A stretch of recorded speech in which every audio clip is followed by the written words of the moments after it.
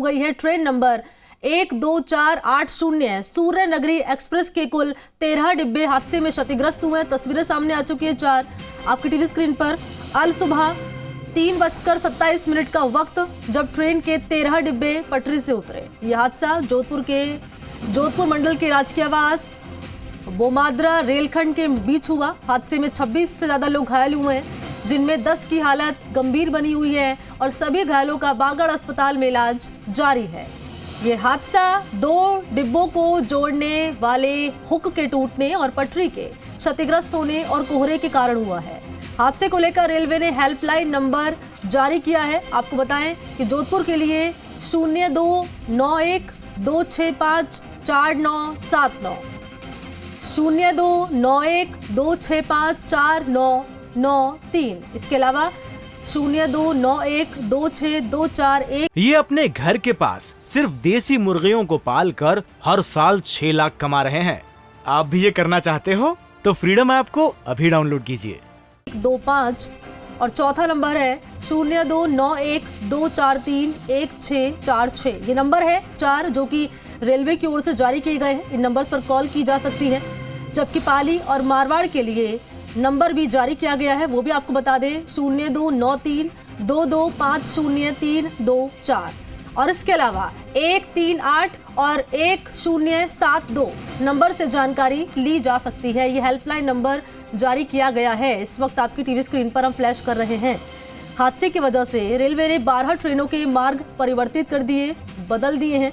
कोयम्बटूर, हिसार, दादर, बीकानेर, चेन्नई, एगमोर, जोधपुर, जम्मू, तवी, अहमदाबाद, जोधपुर, इंदौर, जैसलमेर, काठगोदाम, बीकानेर, दादर, कोतवाली, श्रीगंगानगर, पुणे, भगत की कोठी, काठगोदाम, जैसलमेर, इंदौर, जोधपुर के मार्ग में परिवर्तन किया गया है।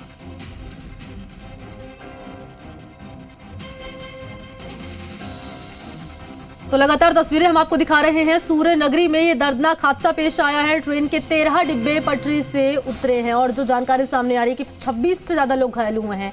10 की हालत गंभीर बनी हुई है। घायलों का इलाज जारी है। मौके पर क्या हालात हैं, क्या तस्वीर नजर आ रही है, क्या अपडेट है, इसी खबर पर ज्यादा जानकारी के लिए सहयोगी सुभाष इसी खबर पर मेरे साथ मौजूद है। अभी क्या अपडेट है हादसे को लेकर? देखिए मणि, ये तकरीबन 3:30 बजे का हादसा हुआ था और अब जो हालात धीरे धीरे सुधर रहे हैं। रेलवे का रेस्क्यू टीम जो है पूरी युद्ध स्तर के ऊपर रेस्क्यू चल रहा है। जैसा कि आप देख सकते हैं किस तरीके से जेसीबी और हाइड्रो और सब कुछ लगा हुआ है ट्रैक को सुधारने के लिए। और 13 डिब्बे यहाँ पटरी से उतर गए थे, जिसमें से 4 से 5 जो है पलट गए थे। और हादसा इतना गंभीर था जिसको देखकर अंदाजा लगाया जा सकता था कि बहुत बड़ा नुकसान हुआ पानी का। लेकिन गनीमत रही कि किसी भी प्रकार का कोई जनहानि नहीं हुई। मात्र 26 लोग जो थे वो चोटिल हुए थे। देखने वाली बात ये भी रही मणि कि जम्बूरी जो 4 तारीख से पाली में शुरू होने जा रही है, वहां के तकरीबन 400 बच्चे स्काउट्स के हैदराबाद, तेलंगाना और महाराष्ट्र के इसमें थे, वो सुरक्षित है। उनको पहुंचा दिया गया है रेलवे की ओर से और जिला प्रशासन की ओर से। जो व्यवस्था की गई थी गंतव्य तक पहुंचाने के लिए, निजी बसें, रोडवेज की बसें और अन्य साधनों के द्वारा जो जोधपुर तक चूंकि ये गाड़ी पहुंचनी थी, उन यात्रियों को पहुंचा दिया गया है। जैसा कि गीतिका पांडे जो डीआरएम है उनसे बात हुई थी, उनका कहना था कि जल्द ही इस ट्रैक को शुरू करवा दिया जाएगा। मणि, जो जानकारी सामने आ रही है वो ये सामने आ रही है जानकारी कि ये हादसा 2 डिब्बों को जोड़ने वाले हुक के टूटने की वजह से हुआ है, पटरी के क्षतिग्रस्त होने की वजह से हुआ है। तो जिम्मेदारी किसकी है? जनहानि नहीं हुई है, ठीक है, लेकिन ज्यादा लोग घायल हुए हैं इस हादसे में और भविष्य में ऐसी तस्वीर सामने ना आए, इसको लेकर इंतजामात क्या किए गए हैं और मौके पर क्या हालात बने हुए हैं और रेलवे क्या कह रहा है इस हादसे को लेकर? अब बात बिल्कुल सटीक है कि 2 डिब्बों को जोड़ने वाला जो हुक है उसके टूटने से यह हादसा हुआ है, लेकिन अभी कोई बोलने को तैयार नहीं है। अगर सुबह देखा जाए तो जो ट्रैक का निरीक्षण किया गया था तो 3 से 4 जगहों पर पटरी टूटी हुई मिली थी, क्रैक मिली थी, हुक भी टूटा हुआ था। ट्रेन 2 भागों में बट चुकी थी। 3 डिब्बे जो इंजन के साथ जुड़े हुए थे वो अलग से जा चुके थे। पीछे जितने डिब्बे थे वो कुछ तो पलट चुके थे, कोई पटरी से। अच्छा, जरा तस्वीरें दिखाइए सुभाष, तस्वीरें दिखाइए जरा जहां ये हादसा हुआ है, क्योंकि कैमरामैन से कहूंगा कि वो जो डिब्बे पलटे हैं उनकी तस्वीरें दिखाने की बात करेंगे। ये देखिए किस तरीके से डिब्बे पलटे हैं, पटरी से उतरे हैं और ट्रैक तो नामो निशान मिट गया है। कहीं पर भी किसी प्रकार का कोई ट्रैक दिखाई नहीं दे रहा है। लेकिन रेलवे के अधिकारी और कर्मचारी मौके पर पहुंचे और युद्ध स्तर के ऊपर ये काम शुरू कर दिया गया है।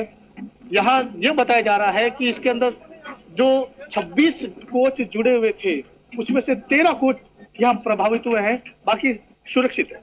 मणि, बिल्कुल सही कहा आपने सुभाष, और तस्वीरें हम लगातार देख पा रहे हैं। लेकिन मैं फिर वही सवाल दोहराऊंगी जो शुरुआत में मैंने किया था सुभाष की, हुक के टूटने से, पटरी के क्षतिग्रस्त होने से ये हादसा पेश आया है और कई लोग ऐसे जिनकी हालत गंभीर बनी हुई है। पहले तो अपडेट ही बताएं कि जो गंभीर रूप से घायल है उनकी क्या हालात है, और प्रशासन की ओर से अभी, हालांकि आपने बोला कि आधिकारिक तौर पर कोई बयान सामने नहीं आया है, मौके पर कौन कौन पहुंच चुका है?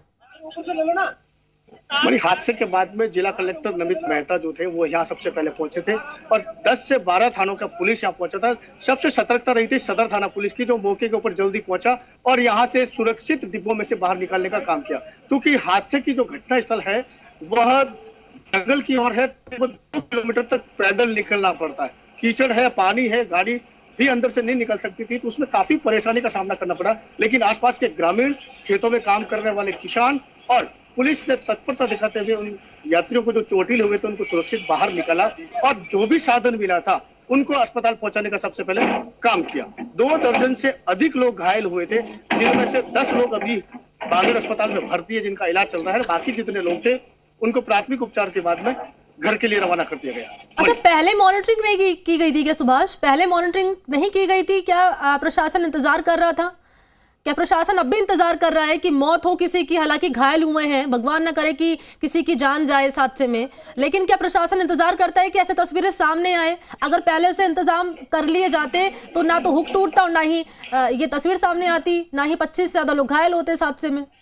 बिल्कुल मणि, कहा जा सकता है कि रेलवे की कहीं न कहीं लापरवाही रही है, जिसके कारण से इतना बड़ा हादसा हुआ। गनीमत रही कि जनहानि नहीं हुई, लेकिन आगे किसी प्रकार की ऐसा कोई हादसा नहीं हो, इसके लिए सरकार, रेलवे कर्मचारी और रेलवे विभाग को भी सबक लेना होगा और इस लापरवाही को दूर करना होगा कि किस प्रकार से काम किया जाए कि इस प्रकार का हादसा पेश नहीं आए। मणि, आपकी बातचीत हुई है कि अधिकारियों से शुरुआती तौर पर जो जानकारी जब सामने आई थी कि ये हादसा पेश आया है, कई लोग इस हादसे में घायल हुए हैं, बातचीत हुई आपकी किसी अधिकारी से? कोई जिम्मेदारी लेने के लिए तैयार है साथ से कि भाई हमारी जिम्मेदारी है, भविष्य में ऐसी फिर तस्वीर सामने नहीं आएगी?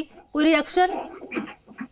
मणि, देखिए, जोधपुर मंडल की जो डीआरएम है कृतिका पांडे, उनसे हमारी सुबह बात हुई थी। तो उन्होंने इतना ही कहा था कि 13 डिब्बे प्रभावित हुए हैं, कुछ घायल हुए हैं, घायलों का इलाज जरूरी है, लोगों को गंतव्य स्थान तक पहुंचना जरूरी है। अब कहाँ किसकी गलती हुई है ये जांच का विषय है। सबसे पहले हमारा काम रहेगा ट्रैक को सुधारना और लोगों को उनके गंतव्य स्थल तक पहुंचाना। लेकिन अभी जुबान ये भी सामने आया है कि कहीं न कहीं ये मान रहे हैं कि रेलवे की लापरवाही रही है। एक बड़ी बात मणि ये बताना चाहूंगा कि ये रेलवे ट्रैक जो है वो इलेक्ट्रिक ट्रैक बन चुका है। 25,000 वोल्ट के वायर ऊपर तार निकल रहे हैं और जब ये हादसा हुआ था तब पिलर के सहारे कुछ डिब्बे अटक गए थे। तार के आपस में भिड़ने की वजह से इतना ब्लास्ट हुआ था कि 2.5 से 3 किलोमीटर तक लोग शैम गए थे। उसी रोशनी को और उसी ज्वालामुखी की तरह आग जो लगी थी उसको देख करके लोग दौड़े थे।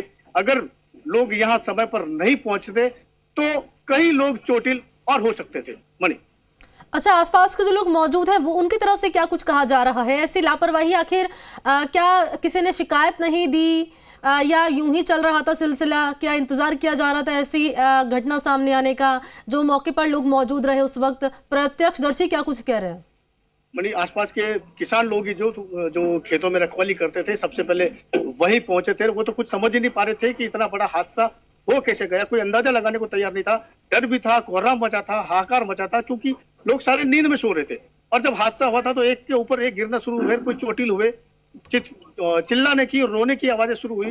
तो किसानों ने ही सबसे पहले बाहर निकाला। उसके बाद स्टेशन मास्टर को मैसेज किए गए थे, सूचना दी गई थी।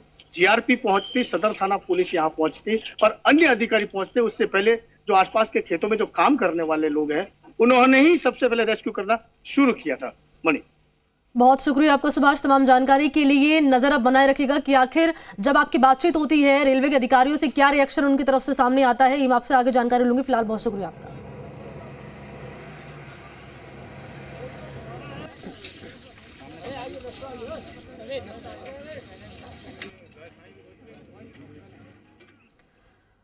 और ये अपने घर के पास सिर्फ देसी मुर्गियों को पाल कर हर साल 6 लाख कमा रहे हैं। आप भी ये करना चाहते हो तो फ्रीडम ऐप को अभी डाउनलोड कीजिए।